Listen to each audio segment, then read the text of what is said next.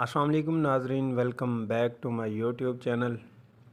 उम्मीद है कि सब दोस्त खैर व आफ़ियत से होंगे। दोस्तों, हमारा टॉपिक चल रहा था मैदे के ऊपर चल रहा था, मैदे में तेज़ाबियत, जलन। फिर उसके बाद हमने मैदे के अल्सर की डिस्कस किया, अल्सर को डिस्कस किया। उसमें अल्सर में बताया कि क्या क्या होता है, किन तरीक़ों से, किन ज़राए से हमें पता चल सकता है कि आपको अल्सर है या नहीं है, और फिर उसका हल बताया था। आज हम बात करेंगे मैदे के अल्सर के जो मरीज़ हैं वो खाने में क्या खा सकते हैं और क्या नहीं खा सकते। तो जिन दोस्तों ने मेरे YouTube चैनल को सब्सक्राइब नहीं किया वो मेरे YouTube चैनल को सब्सक्राइब कर दें और लाइक और शेयर भी ज़रूर कीजिएगा। दोस्तों, हम चलते हैं अपने टॉपिक की तरफ। दोस्तों, अगर किसी को अल्सर हो गया है तो वो किस किस्म की ग़िज़ा ले सकता है या नहीं ले सकता, उस पर डिस्कस कर रहे हैं। आज की वीडियो आज की वीडियो का टॉपिक है वो यही है कि इनमें किन चीज़ों से परहेज़ करना चाहिए।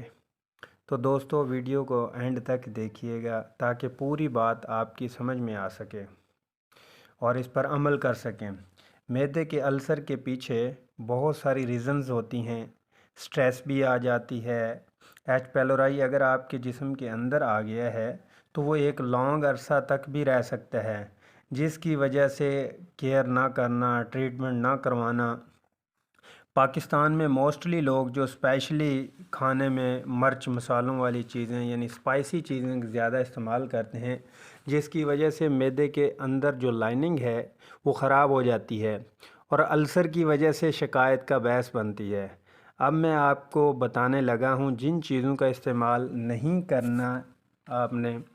छिलके वाली चीज़ों का इस्तेमाल नहीं करना, ज़्यादा गर्म और ठंडी चीज़ों का इस्तेमाल नहीं करना, और ग़िज़ा आपके मैदे में जो तेज़ाबियत पैदा करे उसका इस्तेमाल भी नहीं करना। अब मैं बात करूंगा कि ठंडी और गर्म चीज़ों में क्या आ जाती है, जैसा कि आइसक्रीम, ऐसी मीठी चीज़ें जिनको हम फुल ठंडी करके इस्तेमाल करें तो उनका इस्तेमाल नहीं करना। बर्फ़ का इस्तेमाल और ज़्यादा ठंडे मशरूबात का इस्तेमाल नहीं करना। गर्म चीज़ों में ज़्यादा गर्म चाय, कॉफ़ी, दूध ज़्यादा गर्म, तो ये चीज़ें आपने नहीं इस्तेमाल करनी। नीम गर्म आप इस्तेमाल कर सकते हैं। अब मैं आपको बताता हूँ कि छिलके वाली चीज़ों में कौन सी चीज़ें आ जाती हैं, जैसा कि सेब हम छिलके के साथ खाते हैं, अमरूद है वो छिलके के साथ खाते हैं। तो इसी तरह किन्नों के ऊपर जो वाइट कलर की फ्लेक्स लगी होती है इसका इस्तेमाल करते हैं। तो दोस्तों, ये हमें जैसे सेब है छिलका उतार के खाना चाहिए, और अमरूद का भी, और जो फ्लेक्स होती है किन्नों के ऊपर इसको भी उतार कर इस्तेमाल करना चाहिए। बादाम के ऊपर छिलका होता है, इसका इस्तेमाल ये चीज़ें जिन पर छिलका लगा हुआ है, जो मैदे के अल्सर के ऊपर लाइनिंग लगी होती है उसको ख़राब कर देती हैं, यानी हम हज़म नहीं कर सकते, जिसकी वजह से ये प्रॉब्लम क्रिएट होती है। तो दोस्तों, ये छिलका उतार के इस्तेमाल करने चाहिए और तेज़ाबियत वाली चीज़ों से परहेज़ करना चाहिए। ज़्यादा ऑयली चीज़ें, स्पाइसी चीज़ें, तली हुई चीज़ें, इन चीज़ों से हमने परहेज़ करना है और फ्रेश जूसेस का इस्तेमाल करना है।